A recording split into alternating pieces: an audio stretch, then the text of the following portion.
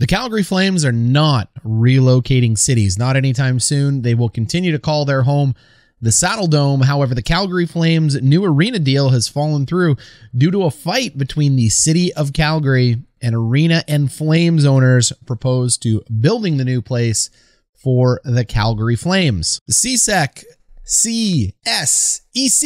the Calgary Sports Entertainment Corporation, has decided to pull out of the deal due to lack of funding from the city of Calgary. The city of Calgary has denied additional funding to CSEC in terms of reaching a new agreement. This is in the total of about 1.5 to 1.9% cost overrun on CSEC's side for the deal. And they have said that's enough. We're pulling out. We don't want to take on this burden ourselves. So these are very complex deals between cities, provinces, states, and arena owners. Anytime public money enters the domain, it becomes heavily scrutinized, and whether or not this is a good or a bad spend of money becomes tough. And there's really two sides of the argument. There's economic development for the city of Calgary. The city of Calgary may or may not economically profit off having the Calgary Flames in a new arena for a long time to come, and all the revenues that come into the city and city businesses and surrounding areas due to the Flames' presence. But then you have a billionaire owner of the Calgary Flames who makes a ton of money in one of the NHL's most profitable teams. See where they rank on the Forbes list of most profitable teams. The link is above. I just did that video this year. The Calgary Flames are an extremely valuable team owned by an extremely valuable person. And there's an argument to be said that the public should not be donating money towards a private business, but we know that's not how it works. So before this whole mess happened, I want to walk you through the history of this deal, what's going on, and help you decide as to where this sits, because it's not as cut and dry as the tweets and the small media excerpts would allow you to believe. These are very complex deals, and there was a lot of different things that went into this, including a new Calgary mayor. Are the Flames moving? No, and likely not. Will it be used as a bartering chip in order to get in a new arena? Likely yes. It's already been used as a bartering chip. This has been going on for almost 6 years at this point. Calgary's playing in one of the oldest arenas in the NHL. In order to secure your team here for the next 30 to 35 years, the NHL and the Flames say you need a new and modern venue. And if you're new to this channel, consider giving us a smash, a subscribe. Join us on our way to 5,000 subscribers, Calgarians, NHL fans. Anyone watching this channel, we'd love to have you aboard here. We cover the best in the NHL. But those 35-year promises, you got to take them with a grain of salt, because at the end of the day, there's going to be pressure to update the arena as you go on to keep it new, modern, so the Flames can continue to make more money. Let's go ahead. Let's walk through the history of the deal so you know what's going on. I'm going to tell you right now, I don't think the Flames are relocating, but you'll have to wait till the end of the video to hear my opinion, because everybody is going to have an opinion. No one's opinion is more important, though, than the people of Calgary. The resident, voting, tax-paying citizens of Calgary have the #1 voice when it comes to this concern. That's how democracy works. But I'll tell you what my opinion is at the end of this. Maybe it'll help shape yours. Maybe it'll give you some shade to throw in the comments. Calgary Flames likely to pull out of new arena deal. Mayor Jyoti Gondek says the Flames are unable to uphold their end of the agreement. Calgary's mayor says the Flames intend to pull the plug on the event center deal meant to replace the iconic Saddledome in Victoria Park. At a press conference Tuesday evening, Mayor Jyoti Gondek says she spoke with Murray Edwards, primary shareholder of Calgary Sports and Entertainment Group CSEC, who informed her the event center deal would not be going forward. I'm not sure what is driving their position, but I can tell you that we have done our best to be accommodating, and unfortunately they're unable to proceed at this time, she said. Earlier this year, it was revealed that the controversial $550 million deal between the city and CSEC was as much as $60 million over budget. The arena is now projected to cost $608 million. During the summer, both parties agreed to pay an additional $12.5 million for the arena, and that CSEC would cover any more cost overruns. Gondek said that since she was elected mayor late October, her office has been working with Flames ownership to mitigate any additional costs on this project. After costs for the climate mitigation, such as solar panels, and the right-of-way issues for roads and sidewalks were identified, new costs totaled $16.1 million. The mayor said the city asked CSEC to contribute $9.7 million of that amount in addition to what had already been agreed on. It appears they are unable to make that financial commitment following the approval of their development permit, so it would appear they're ending the deal, she said. In a statement released late Tuesday, CSEC said because the two parties have been unable to resolve a number of issues relating to escalating costs, the corporation has decided there is no viable path to completing the arena project. CSEC said it is not prepared to fund additional infrastructure and climate costs, which it says were introduced by the city following the most recent agreement in July. The corporation also cited financial risk associated with future cost increase that could be brought on by the supply chain issues and commodity price spikes as a result of the pandemic for scuttling the deal. While not ideal for Calgarians nor competitively for the Flames, the people of Calgary should understand that nevertheless, CSEC's intentions are to remain in the Scotia Bank Saddledome. All right, so there's a couple key things in there before we go into more and more articles, but you can see that there's two key junctures that happened here. One, the new mayor of Calgary. When a new mayor runs, they run on a different platform. They unseated a very, once popular mayor of Calgary, obviously not that popular anymore if they end up losing the election, on the promise of a more greener future build for Calgary. That's the best thing I can say. Calgarians, let me know what you think down below. At the end of the day, they've introduced new policy about climate and about what private companies need to do when creating new buildings or infrastructure in Calgary. And that is their right as the government. And they are now asking that CSEC incorporate that into their new building plans because they haven't broken dirt yet. It's controversial because a deal was struck without that, but there are rising costs of construction material due to the pandemic. We've all seen that personally. And now there's additional costs put on top of them from the city of Calgary, but that is the city of Calgary's right. They are elected officials in government at the behest of the public.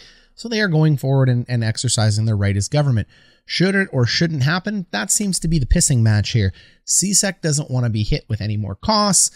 The city of Calgary wants to go ahead and say, look, you're a private company. We're not going to bend. If we bend to you, we got to bend to other people. We want to be consistent. Politicians are not always consistent. We know that. But hey, you can applaud them for trying. The big key here to know is what was the original deal? So let's go ahead. Let's take a look at what that original deal was on NHL.com. So on July 30th, 2019, the Flames get approval for a new arena in Calgary. We could not be more thrilled, NHL Commissioner Gary Bettman said. This is a great day for Calgary, Flames, and hockey. We look forward to launching an exciting future with this wonderful team, its new home, and is grateful to the citizens of Calgary, City Council, and Mayor Nenshi. The proposed arena with a capacity of 19,000 will cost an estimate of $550 million Canadian or $419 million USD. Construction would begin in 2021 and take approximately 3 years to complete. The project costs would be shared 50-50 by the city and the Flames, with the city getting 100% ownership of the arena. So the big thing to take away from that one is that the city of Calgary owns the arena. So like, wow, this sounds really cool. The Flames are going to pay half, Calgary is going to play half, but Calgary as a city owns the arena. You'd take that deal all day, every day, but that isn't exactly how this works, and it's not exactly a benefit for the city of Calgary. See, arena ownership is separate from team ownership. There are certain teams that own their arenas. If you think of the New York Rangers, Madison Square Garden Sports Group, they own the Rangers. They own a bunch of other sports teams. They also own Madison Square Garden, and they're separate. What the Garden makes is a different business than what the Rangers make. In Calgary, the Flames will not own this building. They will lease or rent space within this building, and the city of Calgary will own the building. The interesting thing to note, though, is that the city of Calgary owns the building, the Calgary Flames manage and maintain the building, and the Calgary Flames keep most of the revenues from the building. That means they get all the good and none of the bad. If Calgary ever decides they wanted to relocate or things became difficult economically for them in the city of Calgary, they can leave the city with the arena and leave free and clear without taking a massive loss. So they remove a lot of risk from their portfolio by allowing the city to own it. Interesting. So let's go ahead and take a look at an article in the CBC, not NHL.com, because there's always going to be bias in media reporting. So let's go ahead and see what the CBC said about the same announcement so we can get a little more clarification on that arena deal, because it was interesting how NHL.com left out anything other than, hey, hey, Calgary, you now own an arena. So as you can see, a similar date, July 30th, 2019. The basics of the deal are that the capital cost of the building will be split evenly between CSEC and the city, with each providing $275 million in cash.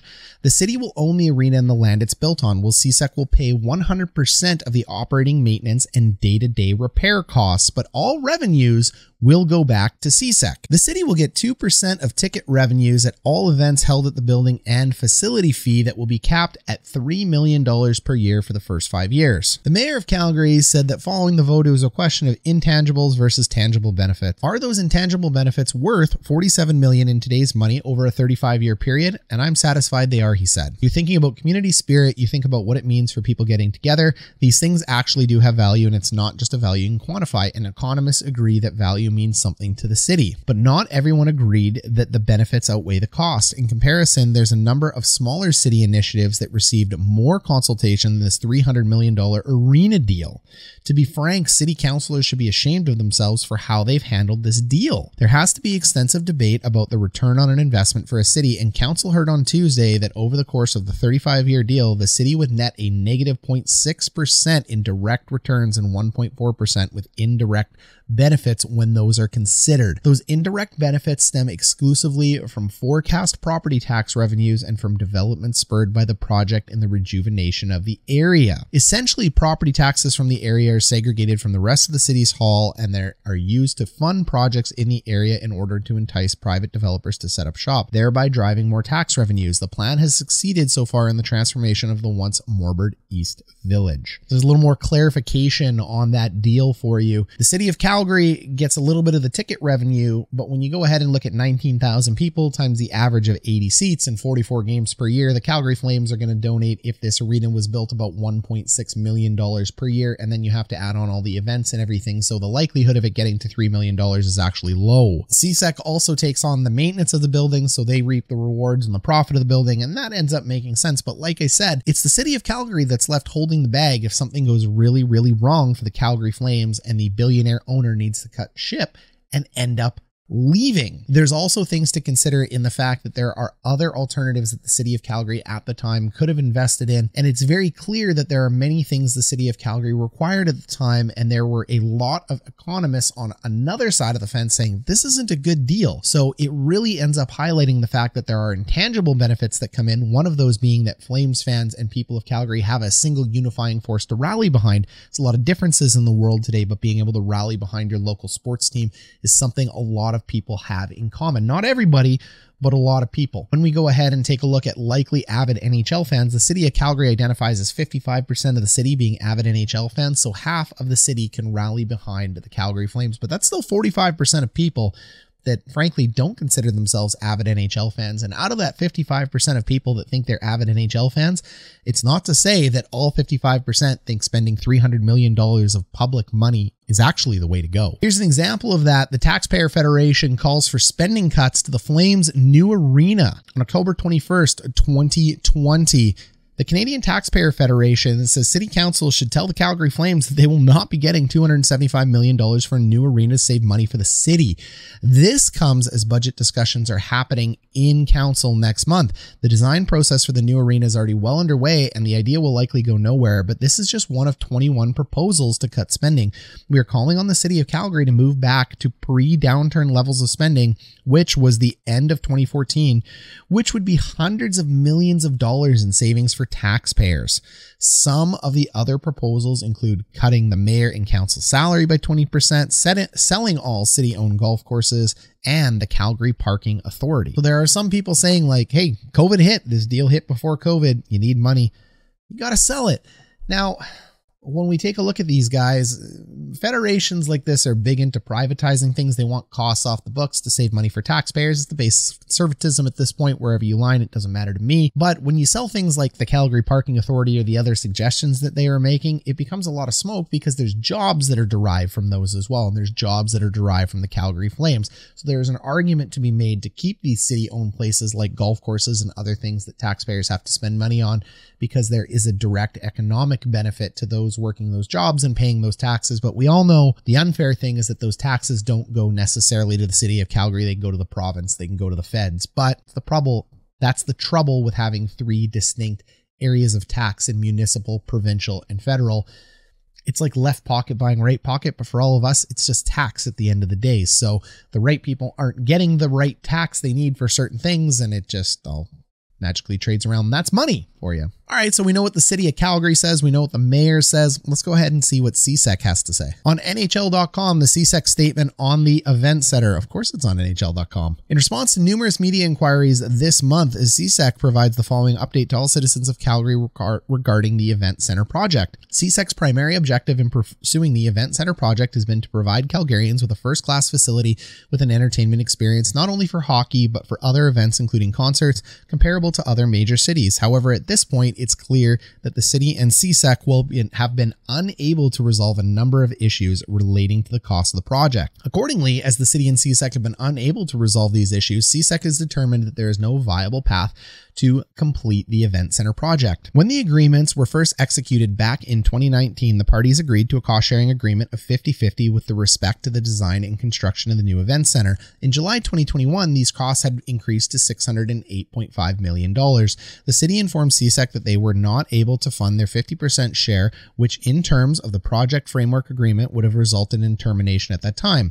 Instead, CSEC agreed to fund a disproportionate share, $321 million to the city's $287 million, and agreed to accept the risk of reasonable future design and construction cost increases related to the event center in spite of the original 50-50 agreement. In most recent cost estimates, placed the total of the event center at $634 million, which means CSEC would be responsible for an additional $25.5 million of costs. The result of cost sharing would have been $346.5 million for CSEC and $287.5 million for the city, and CSEC would be continue to be responsible for further cost increases related to the construction of the event center. Unfortunately, there are now $19 million of new cost items related to infrastructure and climate being insisted upon by the city, for which they are seeking an additional $10 million of funding from CSEC. While CSEC was prepared to move forward in the face of escalating construction costs and assume the unknown future cost risk, CSEC was not prepared to fund the infrastructure and climate costs that were introduced by the city following our July agreement and were not included in the initial $608.5 million and are not included in the current cost estimate of $634 million.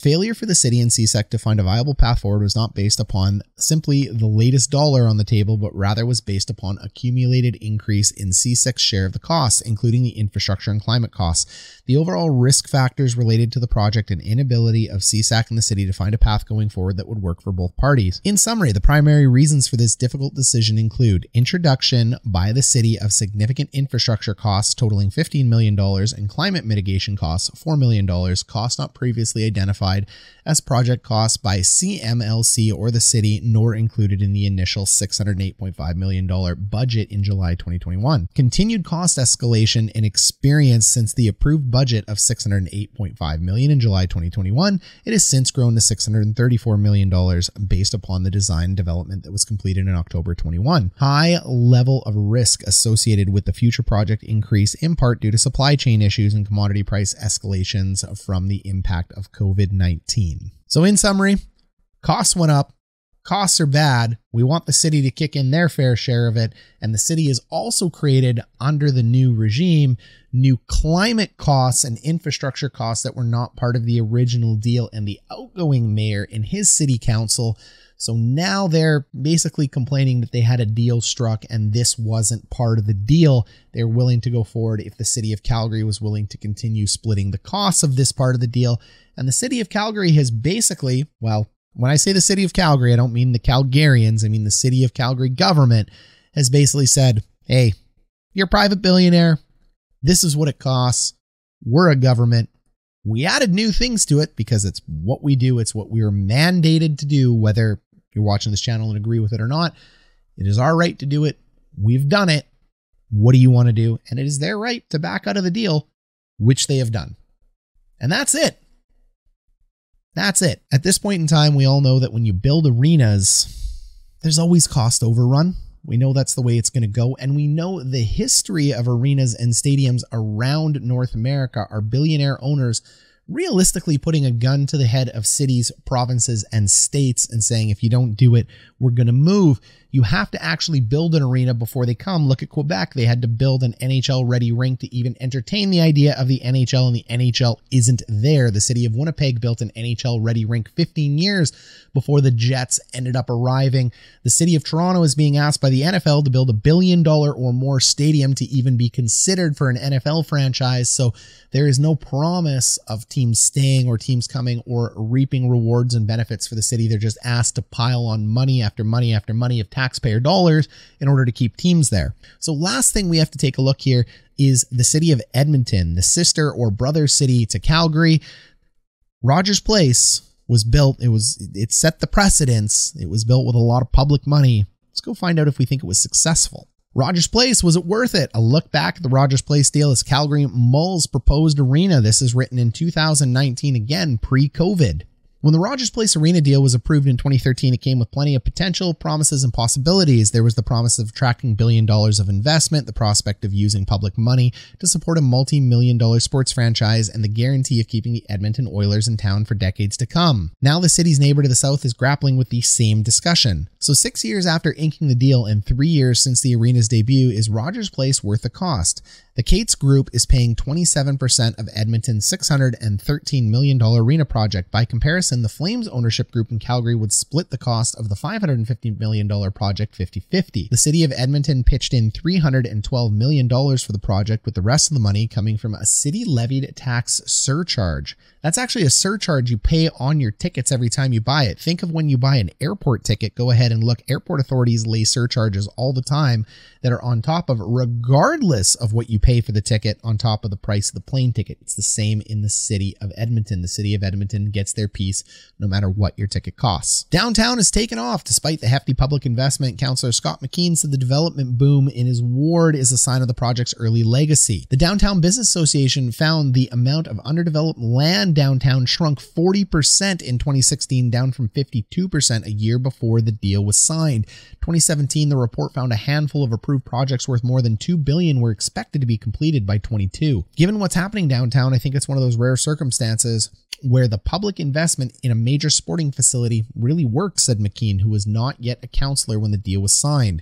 We wouldn't be here without it, the courage of that previous council, because, man, it was controversial. It was really controversial. Tony Catarino, one of the 3 councillors who voted against the deal in 2013, cautions against giving the arena deal undue credit for the downturn development. The timing was fortunate, he quotes, that we had a number of projects all ready to go, and I think that just accelerated the development of the area. Catarino would have liked to see more outward-facing retail spaces built into Rogers Place. Unfortunately, that didn't happen, and if there was no event going on, obviously there's no traffic in the building and the streets look deserted, but McKean expects downtown to enliven as the ICE district is fully realized. We have not seen the complete picture yet, he said. Canadian precedent. In fact, Edmonton set a Canadian precedent when it comes to spending public dollars on sports arenas, said Jay Shearer, a professor at the University of Alberta who specializes in sports sociology. Now Calgary could do the same. In terms of the big picture of what cities do and what they stand for, it's of such little importance in terms of providing infrastructure for all citizens to ensure that our most vulnerable are looked after. Those are the things that make a city worthwhile, not spending money on professional sports. Shearer said that he's never seen a fully detailed argument or study that shows why wealthy team owners can't finance an arena independently. He noted Edmonton has debt financed most of the arena projects since the lion's share of the Cates Group contribution is being paid as rent over the 35-year life of the deal. What you're buying is a guarantee that the Oilers are going to stay in Edmonton for the next 35 years, and you're paying a significant price to do that. Certainly the development has been very impressive to see. These profits going to the Oilers in some of those instances have been very impressive as well.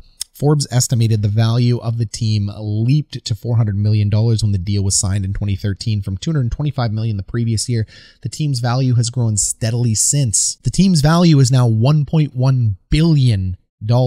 Again, see that Forbes video above. They have skyrocketed in valuation. For the Oilers, a unifying force. McKean said it's not just about money. He echoed former Mayor Stephen Mandel's concern that the Oilers would have relocated if the city didn't strike a deal. If the Oilers had left town, McKean said Edmonton would have lost a powerful unifying force. It seems almost silly, but we don't have many things in our culture these days that unify an entire community, an entire city, and the Oilers do that. Well, the Oilers might create a sense of unity among hockey fans, Shearer said. The arena itself is exclusive as game tickets are prohibitively expensive. He also said issues of gentrification didn't get proper consideration during negotiations. The community benefits section of the deal drafted without community input makes up just one page of the 34 deal. Critics have lamented the lack of firm targets for money towards affordable housing, jobs, or people living in the community. So there you have it. The Oilers stonks way up.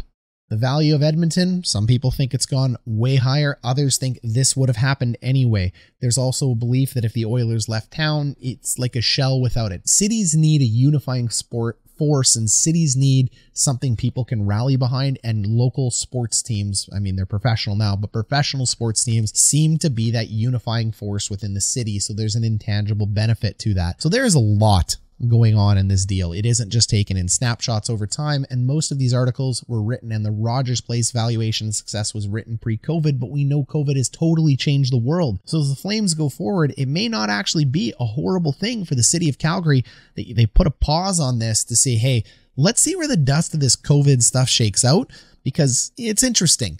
And it's almost like a bad sports deal signed. Edmonton signed a deal that the rest of the Canadian cities are looking at going, I don't know if we wanted that deal. Like, really? You just set a big precedence for all of us housing teams. And the Calgary mayor is now standing her ground saying, we've given you a lot of money. I didn't sign this deal. Somebody else did. I'll honor it, but I'm only going to this line. We are not going anywhere over it. Doesn't matter if it's $1. And she's sticking to that. These are tough deals. These are deals that are forced through. These are deals that get little oversight from the public. These are deals where the NHL and the owners put massive pressure and tug on people's heartstrings with threats of leaving. It's like an abusive relationship that ends up coming in, and people are forced to make decisions quickly. This is going to allow them to revisit that decision, because once you exit a deal like this, the deal doesn't have to go forward. Once one party exits, you can legally rip up the deal and move on, or if both parties agree, you can go back and honor the terms of the original deal. So we'll see what that means for the Calgary Flames. Hopefully this gives you a little bit more visibility when making comments or seeing what's going on. And if you're not from the city of Calgary, hopefully it gives you a bird's eye view over of what's going on in the inner business workings of the NHL today in Calgary when it comes to an arena deal. Thank you very much. This has been Coach Ryan D.